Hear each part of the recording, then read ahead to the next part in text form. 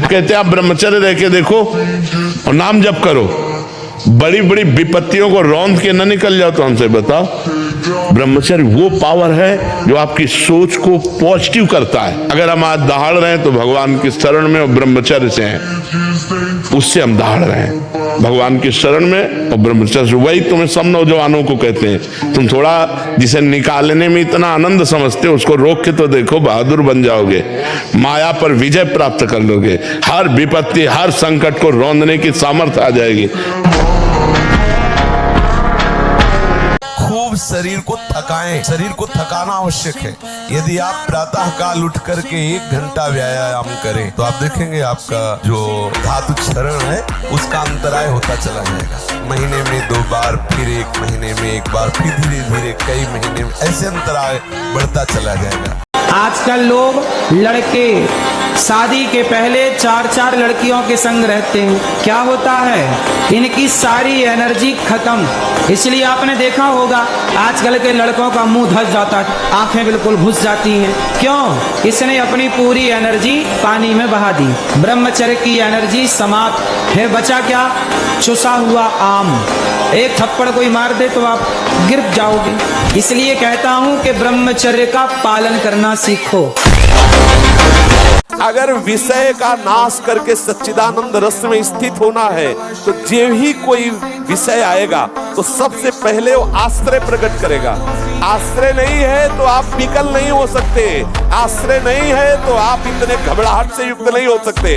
ऐसे आया गया। तो इसलिए नौजवानों से सबसे प्रार्थना है कि बुद्धि के विकास के लिए और जीवन को सुखमय काटने के लिए ब्रह्मचर्य को धारण करें। ब्रह्मचर्य के बिना बात नहीं। और ब्रह्मचर्य धारण वही कर सकता है जो समय से उठता है, ब्रह्म मुहूर्त में व्यायाम करता है और थोड़ा दौड़ भाग करता है। 2-3 किलोमीटर दौड़ा, आधा घंटा व्यायाम किया, 15-20 मिनट प्राणायाम किया, तब उसके अंदर दिव्यता आती है। फिर देखो जो पढ़ोगे वो आपको याद रहेगा।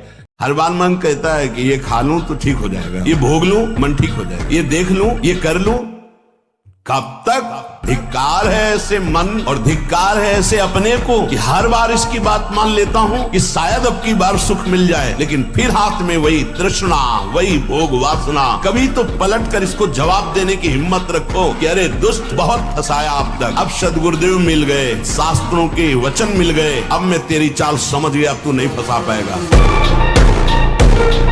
पर जी मैं चाहती हूँ कि मेरा मन सदा नाम जप में टिका रहे और मैं ब्रह्मचर्य के मार्ग पर पूरी तरह श्रद्धा से चल सकूं। विवाह की इच्छा नहीं है, लेकिन नौकरी में आने के बाद मन बहुत भटक गया है। वहाँ का वातावरण बहुत नकारात्मक है, अधिकारी सही व्यवहार नहीं करते, ना ही ग्रस्त में एक झुकाव है, अभी ना ही वैराग्य हो रहा है। महाराज जी ऐसी स्थिति में असमंजस में नहीं, अगर मन खुली बात है, भोगों में जा रहा है तो हमें ब्याह कर लेना चाहिए। किसी अच्छे पुरुष का देख सुन करके जो नशा न करता हो और ज्यादा गर्लफ्रेंड वाला ना हो। उपासक को स्वतंत्रता तभी मिलेगी जब पहले शास्त्र और गुरु की परतंत्रता स्वीकार करे, शास्त्र और गुरु का भय, शास्त्र और गुरु का शासन स्वीकार करे, तो इंद्रियों के विषयों से हटने का उसको सौभाग्य मिल जाएगा। अगर वो शास्त्र और गुरु से स्वतंत्र है तो इन प्रपंच में वो परतंत्र रहेगा। सिद्धांत। तो उन्होंने पहली बात कही, हमने अपनी डायरी में लिख रखी थी कि बेटा जो बनना है वो सोचो, जैसा बनना है वैसा सोचो, जैसा सोचोगे वैसा बन जाओगे। कैसे साधक हो? जहां मन आया वहां तुम्हारी नेत्रेंद्री जा रही, जो मन आया श्रवणेंद्री से सुन रहे, जो मन आया वाक्येंद्री से। ये क्या है? साधना हो रही। बहुत सावधान।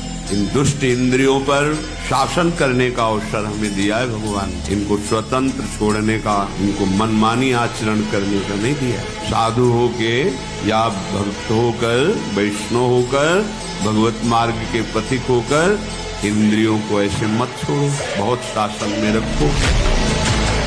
पृथ्वी धमक से हिल रही थी जिनके, बहुरांग बदन है और उस पर भस्म लगी हुई, विशाल भाल पर त्रिपुंड है और विकराल स्वरूप, टेढ़ी भौहें, लाल नेत्र, दाहिने हाथ पे फरसा, बाएं हाथ पर धनुष और सिंहवत चाल, भगवान परशुराम।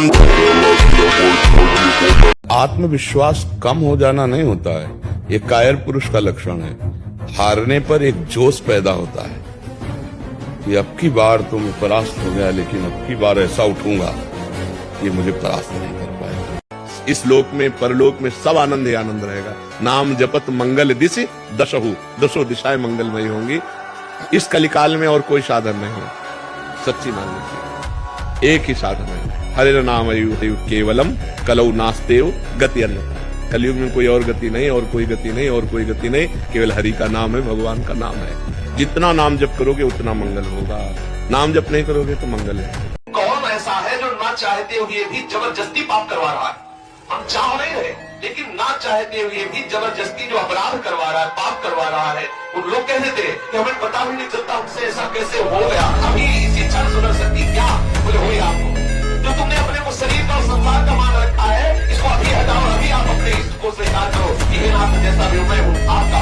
जैसे प्रभु कहते हैं ममई वाम तो तू मेरा है, तो आप बोलो श्री कृष्ण मेरे है, मैं श्री कृष्ण का हूँ।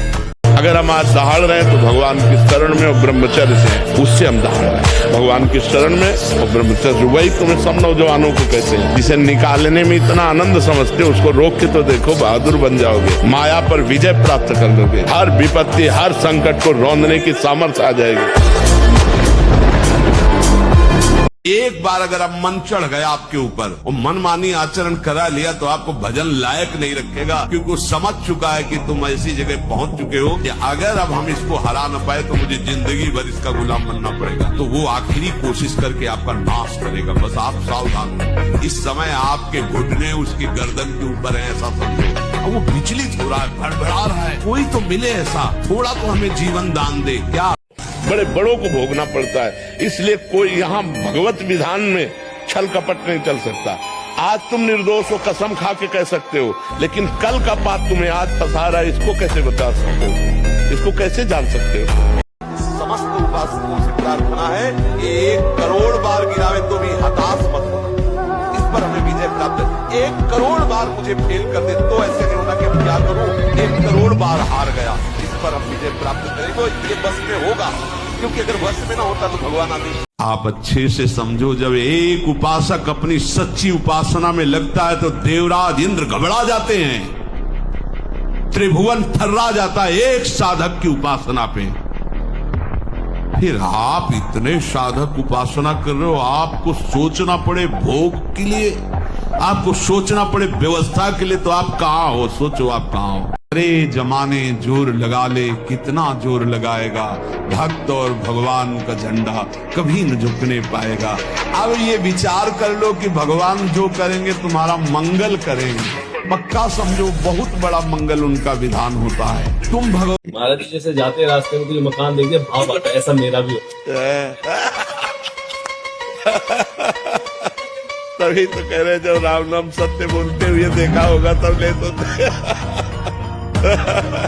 ये जितना खेल है, जैसे नाटक मंच पर स्वांग किया जाता है, ठीक वैसे ही ये स्वांग है।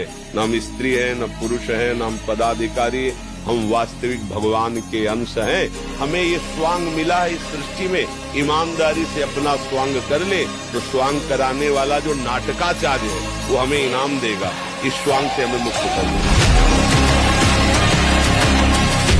उपासक इस बात को समझे, प्रभु का बल लेकर, प्रभु के आश्रित होकर इंद्रियों की परवशता को मिटा। देखो यही उपासना है। थोड़े से स्वाद के लिए, थोड़े से सुख के लिए, थोड़ी सी सुंदरता के लिए, थोड़े से शब्द सुनने के लिए, स्पर्श करने के लिए सच्चिदानंद सुख का बलिदान कर रहे हो। ये अवसर सच्चिदानंद सुख के लिए मिला है। क्या कर रहे हो? इंद्र नील मणि मनोहर श्याम सुंदर को छोड़कर कांच ग्रहण कर रहे हो। सावधान यार, विश्वास करो ना यार, विश्वास करो। हर बात उसके निराली है। उसे जुड़ के तो देखो, उसे प्यार करके तो देखो। हम कैसे तुम्हें बताएं? देखो, जब हमने माँ का प्यार छोड़ा, परिवार का प्यार छोड़ा, एकमात्र भगवान का प्यार लिया, तो हजारों माताओं के रूप में, लाखों लोगों के रूप में भगवान हमें प्यार करते हैं। हाथ पैर क्यों काटते? भगवान से जुड़ो, अभी महान बन जाओगे।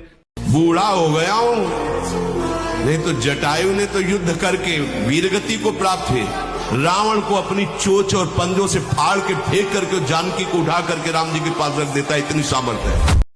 यदि माया से मुक्त होना है तो सहने का अभ्यास रखो। कि जरा में बहुत गर्मी, ये नहीं उपासना, गर्मी शरीर का धर्म है तो इंद्री में ताप लग रहा है, राधा राधा राधा। आप कहोगे प्रवचन करने से नहीं होता, कभी बिजली नहीं रखी ईद दाम में कटवा के बॉडी बनाने के लिए ये दवाइयों की जरूरत नहीं, ब्रह्मचर्य की जरूरत है।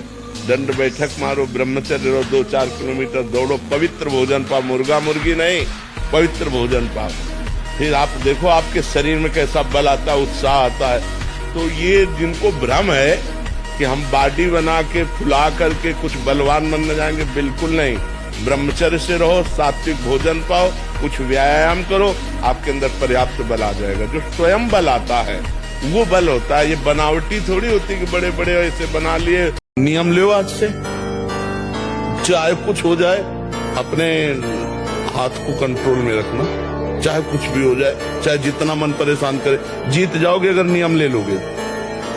ले रहे हो नियम, कुछ भी हो जाए मैं क्रिया नहीं करूंगा। बस फिर तुम अगली बार आना, हमें बताना तुम्हें क्या परेशानी है। जीवों पर दया करो, ये मुर्गा गाय भैंस बकरा राक्षस मत बनो।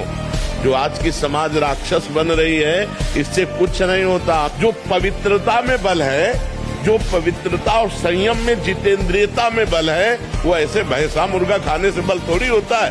ये तो अपनी जबान की केवल स्वाद की वृत्ति से दुर्गति करवा रहे हो। इसलिए किसी जीव को मत सताओ। हम बार बार कहते हैं, बिल्कुल बात मान लो, गंदी बातें छोड़ो, शराब पीना छोड़ो, मांस खाना छोड़ो, पराई स्त्री से बेविचार करना छोड़ो।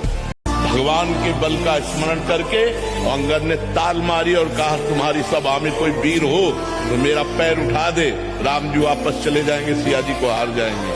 तो 10-10 हजार वीर एक साथ लगे, लेकिन अंगद का पैर नहीं हिला सके। राम बल है, होगा वही प्यारे, निश्चित हो चुका है। अब उस निश्चय को अगर कोई टाल सकता है तो एक महान शक्ति है, राधा राधा।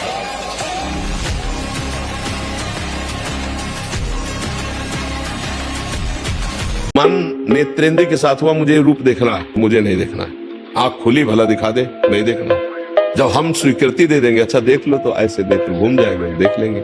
नेत्रेंद्री मन के साथ नहीं रूप देख सकती जब तक हम नहीं चाहेंगे। श्रवणेंद्री मन के साथ तब तक शब्द नहीं सुन सकती जब तक हम नहीं चाहेंगे। ऐसे हर इंद्री तब तक भोग नहीं भोग सकती जब तक हम नहीं चाहेंगे। ये जो लोग सुबह 8 बजे तक 9 बजे तक सोते रहते हैं और सोचते रहते हैं कि हम ब्रह्मचर्य रह पाएंगे या स्वप्न दोष से निकल पाए, कभी नहीं हो सकता। भगवान सूर्य जब उदय होते हैं तो आपकी आत्मशक्ति नष्ट होने लगती है। यदि आप उठ करके उनका स्वागत न करें, अर्घ न दें, प्रणाम न करें, जग कर भगवान नाम जप न करें। 4 बजे से 6 बजे तक का समय पूरे 24 घंटे के लिए पावर वाला समय है। यदि उस समय आप सो रहे हैं तो हमारी बात भी न सुने, वो इस काबिल नहीं कि इसको धारण कर सके। जो सुबह 4 बजे से 6 बजे तक सोएगा वो ब्रह्मचारी रह ही नहीं सकता, पक्का। माया की प्रेरणा से, कर्म स्वभाव और गुण से घिरा हुआ ये जीव 4 प्रकार की 84 लाख योनियों में भटकता रहता है। ये मनुष्य शरीर भवसागर से तरने के लिए जहाज है।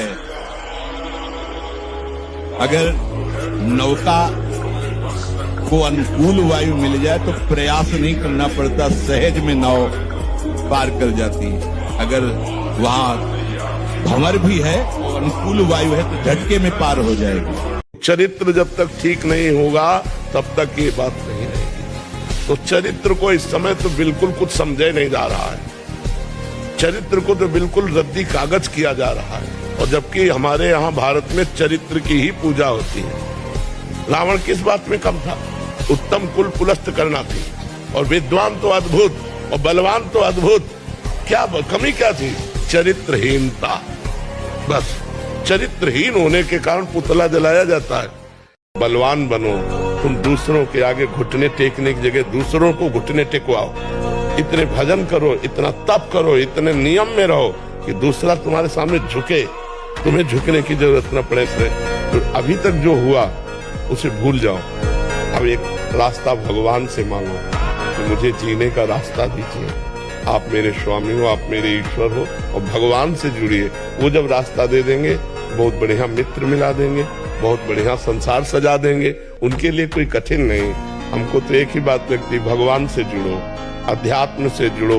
तो प्रार्थना मान लीजिए ये खिलवाड़ नहीं है, पर स्त्री गमन सीधे दुर्गति है। जो कानून है वो कानून है, ये भगवत कानून है, वैदिक सिद्धांत है। और हमारा मन जब तक सिद्धांत से नहीं चलेगा तब तक भले कोई बाहर दंड दे ना दे, हमारा हृदय हमको दंड देगा, जलाएगा। ऐसी परिस्थिति पैदा होगी कि आप जलते रहोगे बिना किसी कारण के। प्रार्थना है ये मन के बहकावे में वो ऐसे लोगों का संग जो कि अरे मनोरंजन है, मनोरंजन नहीं, तुम्हारा सर्वनाश है। साधक का स्वभाव एक जिद्दी स्वभाव होता है, एक वीर स्वभाव होता है, एक बहादुर स्वभाव होता है। वो लड़ना पसंद करता है, वो कायरता से परास्त होना पसंद नहीं करता। 100 बार घुटने टेक देगा तो भी खड़ा होगा कि नहीं, तुझे मारूंगा, तू हमें कब तक मारेगा, मैं अविनाशी हूं, कब तक तू मारेगा देखता हूं। नहीं, इस बार फंसा लिया, अब नहीं फंसा पाएगा, फिर चूक हो गई, अच्छा तो फिर कहां से चूक हुई, वो हर बात को देखता है। कि इन मांस खानों वालों के परिवारों का बहुत बुरी तरह नाश होगा, और जब ये मरेंगे तब नरक जाएंगे, और फिर जब जन्मेंगे तब ये फिर वही बकरा बकरी बनेंगे, काटे जाएंगे। होश में रहो। क्या मुर्दे जैसा जीवन, जो इंद्री जैसा चाहे वैसा डाउन कर दे, जैसा चाहे वो हमें शोक दे दे, दुख दे। थोड़ा सा साहसी बनो, तुम भगवान के अंश हो, तुम कुछ भी कर सकते हो, कुछ भी।